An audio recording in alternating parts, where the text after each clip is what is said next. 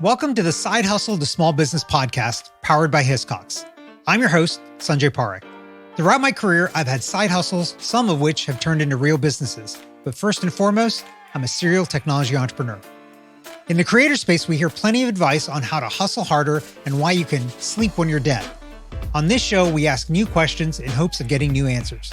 Questions like, how can small businesses work smarter? How do you achieve balance between work and family? How can we redefine success in our businesses so that we don't burn out after year 3? Every week, I sit down with business founders at various stages of their side hustle to small business journey. These entrepreneurs are pushing the envelope while keeping their values. Keep listening for conversation, context, and camaraderie.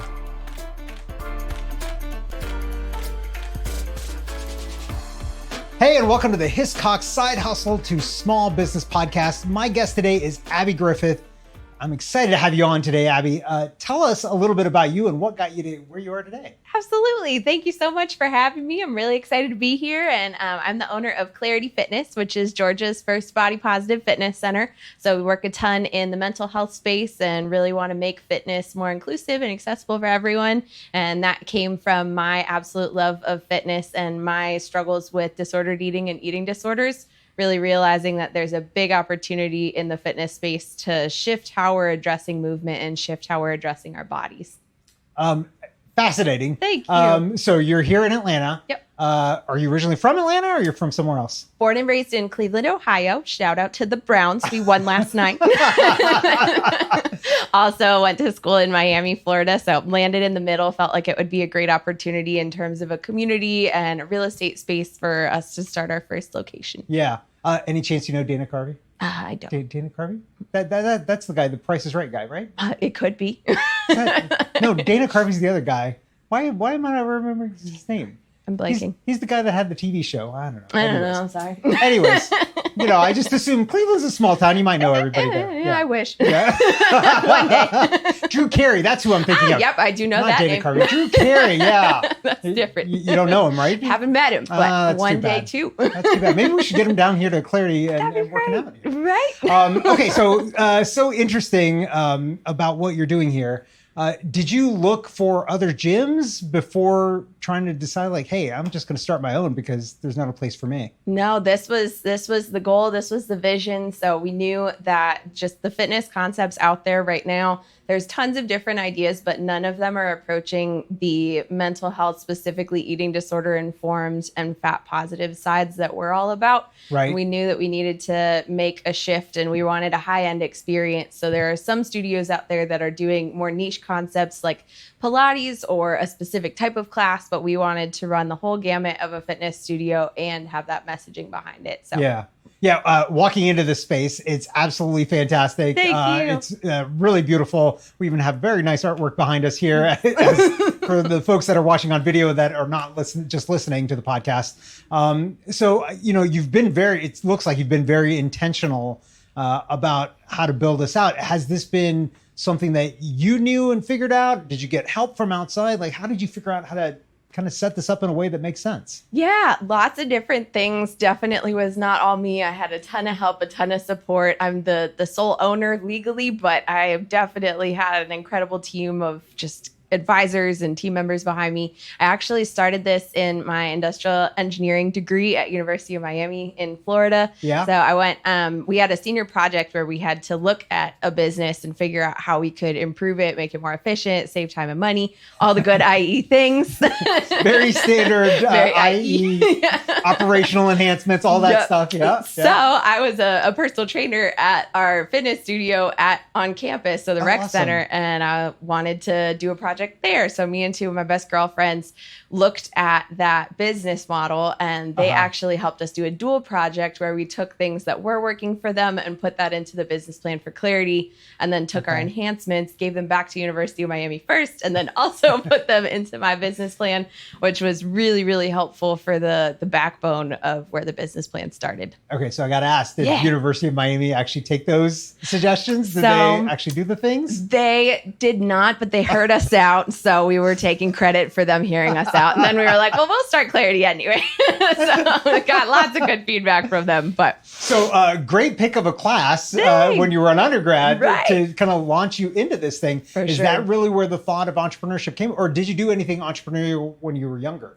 I started entrepreneuring, I would argue, very young. I was always one of the lemonade stand kids and always doing little things at recess. I got in trouble. I started a tattoo company with magic markers in elementary school. The teachers didn't like it. So that was my first business failure, but it got a good name out there. So always trying something. Okay, I got to say, that is a first for me. I've never heard of a magic marker tattoo company in elementary school. Like what I used to do was the candy bar arbitrage, where you buy candy bars and sell them to your classmates and stuff for more. That's also awesome. Yeah, a great strategy. You didn't do that. Did a little. It just wasn't as fun. I liked the tattoos. It wasn't as fun. Would keep you out of trouble, but I guess you went the trouble route. I like the trouble route. Yeah, that's good. Good trouble. Exactly. Okay, so launching this, like, how did you start thinking about where to have a location? You know, you were in Cleveland, you were in Miami, but you ended up here. Mm-hmm. Like, how did you think about this, and how did you find the exact spot that you wanted to open up? For sure. So there was a lot of different research that I was looking at. I really wanted a space that was fitness oriented, that was mental health oriented, that was open to a different perspective and really paradigm shattering, which is what I like to think about going through my journey of recovering from an eating disorder and changing how I thought about fitness. And I really felt like Atlanta was a great place. There's so much art, there's so much culture, there's so much history, and people are really connected to the social justice work that's going on in the world here. Yeah. And I felt like that would be a great place to start some transformative conversations. And then we saw the city of Decatur and saw their programs around small business support. And the space that we're in is right on the downtown Decatur Square, and it has windows on every single side. So we're basically just like an advertisement fishbowl. That's always helpful for a first location when no one knows what you're doing. So took a stab at it here. Yeah, I got to say, all the windows are fantastic walking into the space. So much natural light coming in. So it's really nice. Okay, so you figured out the spot.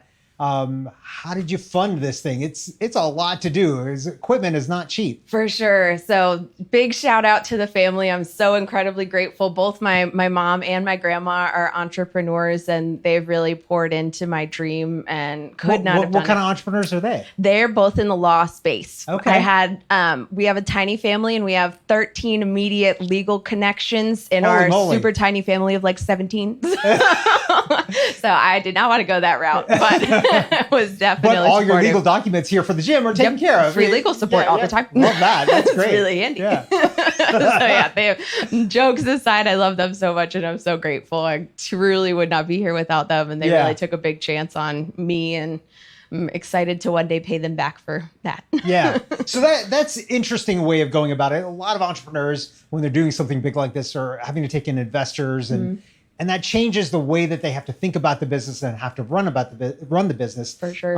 How has this, in your view, kind of helped you think about this differently? Yeah, first of all, I think objectively, there's a little bit of shame there. I feel like I haven't taken the hard route, air quotes, of finding the investors. And you could say I bootstrapped it, but also I recognize that I was given a lot of benefit from family funding and family support. So there's definitely that component. But on the positive side, it has given me a ton more runway to figure out what the heck I'm doing. This is my first official business. The tattoo company didn't go very far. So it's been a really great stab at figuring things out, giving me time to make mistakes, which we're all going to do anyway, and figuring out how I can get this off the ground and make the impact that I want to make. Yeah. Fascinating. So what is that kind of long-term runway? So you've got this one location here. Where are you at in terms of clients and people that know this space? Yeah, so we've served about 900 people so far in about 3 years. Okay. We currently have about 200 members, and we're working on just developing our retention. We're developing a new sales model that we're rolling out in a few weeks. So really figuring out how we can make that a continuous funnel and a continuous engine. And we're looking to grow to 100 locations in the future. in my life. 100 locations is the big goal. BHAG. the BHAG there. Big, hairy, audacious goal. Exactly. So when do you think you're going to do that? So you've got one location. When's location number 2? Location number 2, I think objectively will be within the next 5 years. Okay. And we have gotten a lot of mentors that are really, really seeing potential in franchising Clarity. Okay. It is, especially with some shifts that we're about to make in terms of how we want to run things. We're really excited about just being able to replicate what we're doing. We have a lot of training and a lot of great mentors that can help people understand the messaging and the vision that we're wanting to bring into all of our instructors and trainers. Right. So I do think that it is something that could really build wings and grow and soar into different areas of the United States, if not the world. Yeah. Okay. So in terms of you kind of touched on it a little bit there, getting people in, like how have you been doing that? How has the marketing been going? What works, what doesn't work for y'all? Yeah, so we've used a ton of different mentors, and one of my favorite things has been as many lines in the water as possible. So I have my car wrapped. We've done Google ads, we've done TikTok ads, we've done social media, we've done mailers, we've done every event you can possibly imagine. We've done open houses. We're tapping into the mental health world in terms of different therapists, dietitians, treatment center, hospitals. So we really have a lot of different lanes that we're wanting to build out and that we have built out. I would say the TikTok ads have actually done incredibly well. So we're really excited about that. Really? Google ads have been great for us, and mailers did not work. And I would say that the treatment hospitals have really started to build up too. That's been awesome. Okay. Yeah, I'm not surprised about the mailers because I think what all of us do is they just go straight into the recycling, right? Exactly. So, but interesting that TikTok and some of those other channels are working for y'all. Sure. And is this something that you guys have been doing on your own? Are you using somebody outside to help? Lots of different companies. We've gone through different companies that have a consulting and advertising component and have done their programs. We've moved into different connections of mine through networking groups that we've found. And right now we're actually using someone that I found that niches into the fitness space. And I actually met her through a previous company, previous engagement, and she's taken me on as a freelance client, which has been awesome because we've really been able to niche into my specific approach. It's not a cookie cutter, paste this photo, B-roll, whatever from some random other gym and we can make it work for Clarity. It really is the specific thing that we're trying to do here. So it requires a little extra TLC. Yeah, that's good. Thank you. Okay, so let's switch gears a little bit, although it's not really switching gears because of what you do. Let's talk about health and wellness. Like awesome. You're surrounded by it all day. Like how do you deal with it for yourself? Because it feels like, for a lot of us that work in something, like you don't want to talk about that something after. Yeah. Right? But it's important to worry about your own health and wellness. So how do you think about that for you and how do you deal with that in terms of the place that you work? For sure. A great question. I'm a personal trainer by trade as well as industrial engineer, but I that's where I feel like I max out is the programming of the workouts. So I absolutely love relying on other trainers to support me in my fitness journey. I love going to classes. I love working out with my partner, and he kind of figures out the workouts. And if I disagree with something he's doing, I'll just plug something else in. So that works out great. And I see my therapist every 2 weeks, which has been hugely helpful in recovery and balancing work and balancing life. And then I also have a non-diet dietitian, which is something that's really specific to the eating disorder recovery space, but something that I truly feel everyone could benefit from. Yeah. And she's really helped with different things that have come up. Stress levels have risen some blood level numbers. And so I've definitely needed to depend on her for how to make some shifts without it becoming triggering and setting me back in my eating disorder recovery. So I need you to explain one thing that you said, because I don't know that I understand what it meant. Non-diet dietitian. The best thing in the world. I love them. They are, when you go to a typical dietitian, you're going to get, eat this, don't eat that. Here's some things that you should add to your plate, or here's what you should avoid at all costs. And there's a lot of really dangerous psychological impact that kind of messaging can have on your relationship with food. Yeah. There's in the eating disorder recovery space, there's a phrase that there's no good or bad food. And that doesn't mean that we are wanting to only eat, we call them energy dense instead of bad foods, because calories have energy and they fuel your body, and it's nothing that inherently will make the world stop turning around. And so to kind of undemonize that kind of relationship with food, you can start to think about energy dense and nutrient dense foods. And they'll talk to you about that. They'll talk about your relationship with food. What happens if you're skipping a meal? Is that because you're restricting, or is that because you just forgot? And what does that really mean? Yeah. And really challenging more than just here's what you should eat and here's why. Yeah. Yeah, because you could just read that in a book. It's true. And it also can be really dangerous depending on who the messaging is going for. Yeah, exactly. So help me a little bit more than that. That's for good. Sure, yeah. That's useful. Okay, so you've got family involved in the business. Mm-hmm. We just had Thanksgiving. I don't know if you saw family or not, but yeah. You see probably family kind of ongoing. Mm-hmm. Do you talk about the business? Don't talk about the business? Like, how do you manage? Because otherwise, like every time you spend with family is just only talking about the business. And then people be like, man, that Abby, she only talks about the business and fitness. So how do you navigate that? We definitely talk about it. People are really excited about what we're doing and really receptive to any kind of insight or new fun things that we're adding. But I also do a lot of things outside of work. I got my private pilot's license this year, so that's been great. Oh, wow, that's awesome. So we talk about that. We talk about travel. Everyone I know, including both of my parents, are getting married in the next 365 days. So that's fun to talk about. so lots of other things too. And I have my weekends as my safe space where I really try to check out of work. And not that work is not also a safe space, but I really want that to be a healthy boundary to just turn off the phone and step away for a bit. And that's been helpful too, to just focus on other things. Okay. So for work, you only focus on it Monday to Friday, and then at Friday okay, you kind of gave me the, that's the intention. Yeah. So that's the plan. How does it actually work for you? Well, I mean, last night I was laying in bed and I had all these work ideas, and last night was a Sunday. And so I was up very late trying to brainstorm things into my phone. Sometimes the ideas don't come at the boundaried times. and this is one of the challenges of being an entrepreneur is once you really get into it, ideas just come all the time. Where do you find most of your ideas come? Is it during that nighttime just before you're going to bed, or is there some other time during the day that it just kind of comes to you? Usually mornings. I'm a morning person, so I'll wake up and I have a new app that I found that's a frequency app, which has been really interesting. So I don't know how much you know about frequencies, but there's different audio waves that elicit different things and tell your cells to relax or create abundance or whatever it might be. And it sounds very woo-woo, but there's a lot of science behind it.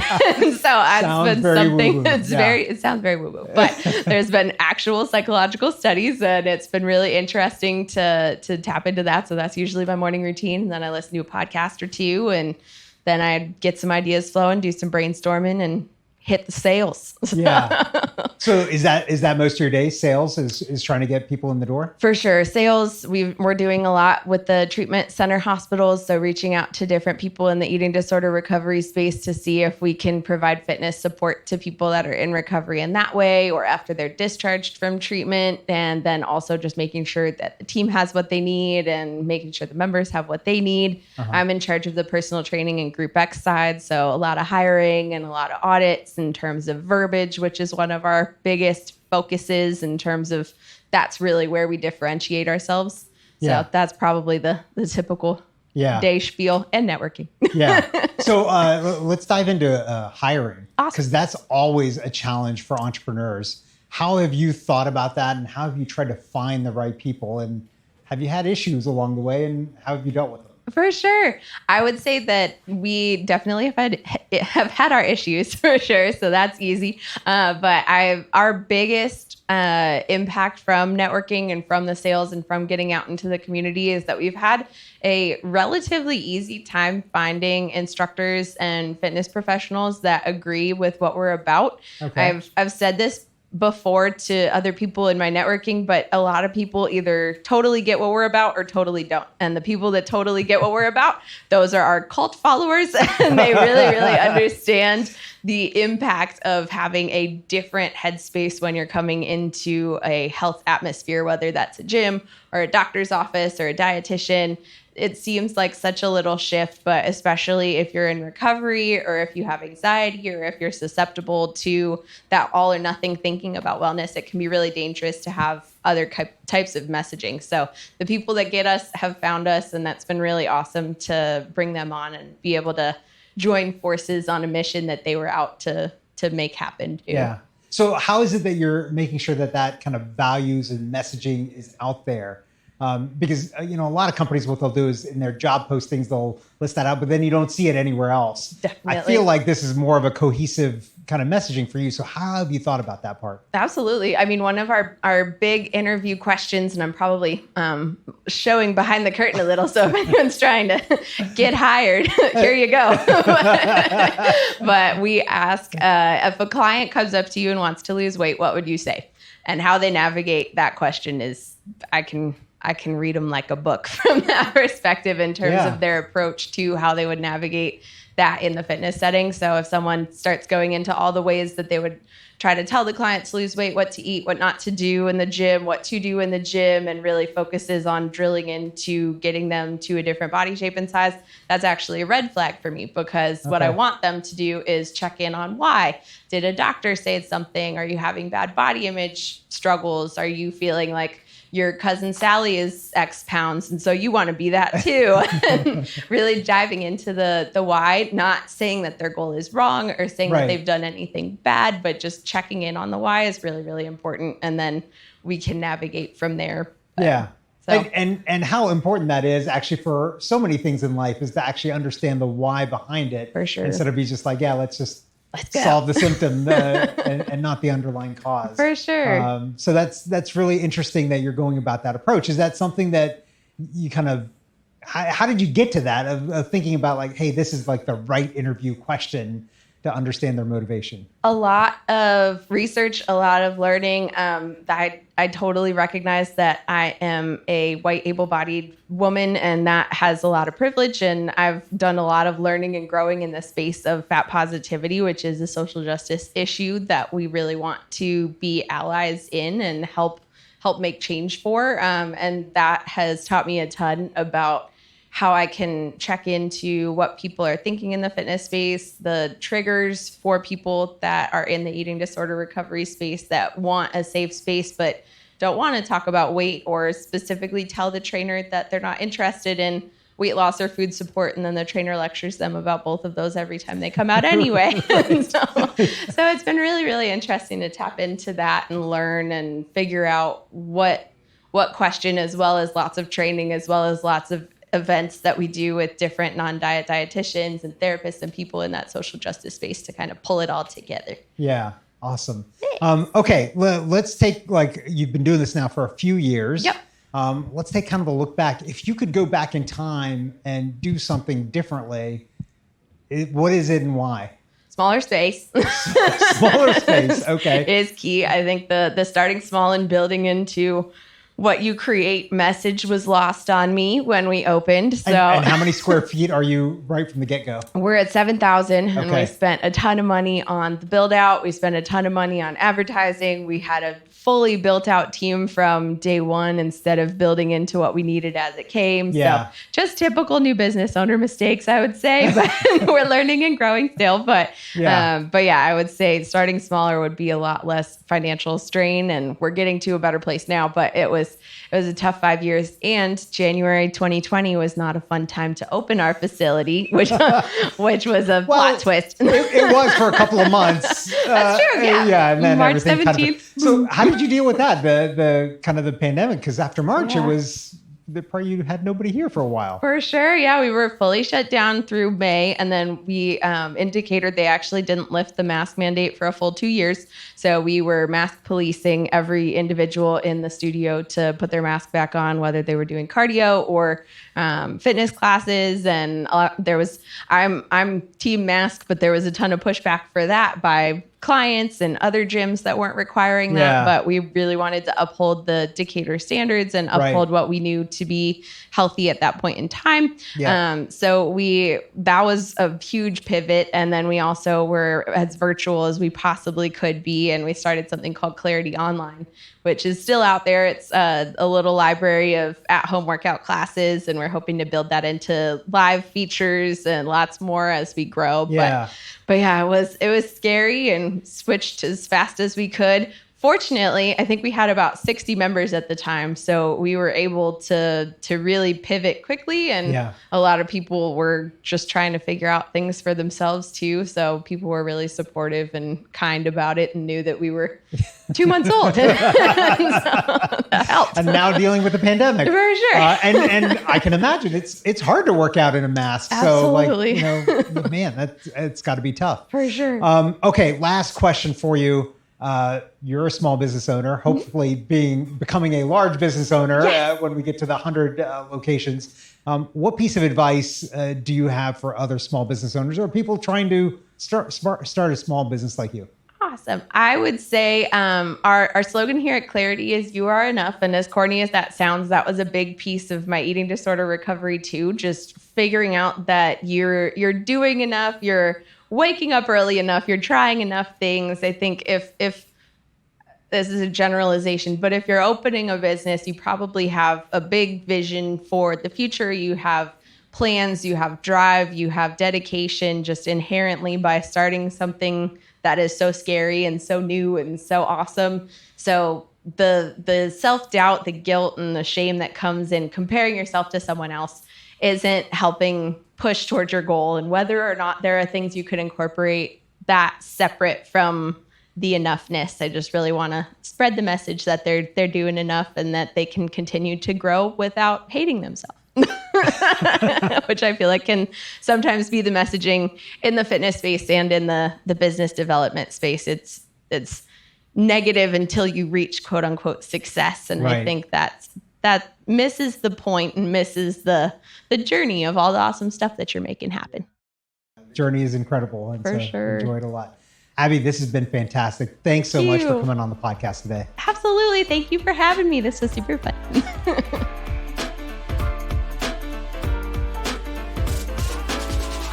Thanks for listening to this week's episode of the Side Hustle to Small Business podcast powered by Hiscox. To learn more about how Hiscox can help protect your small business through intelligent insurance solutions, visit hiscox.com. That's HISCOX.com. And if you have a story you want to hear on this podcast, please visit hiscox.com/share your story. I'm your host, Sanjay Parikh. You can find out more about me at my website, sanjayparikh.com.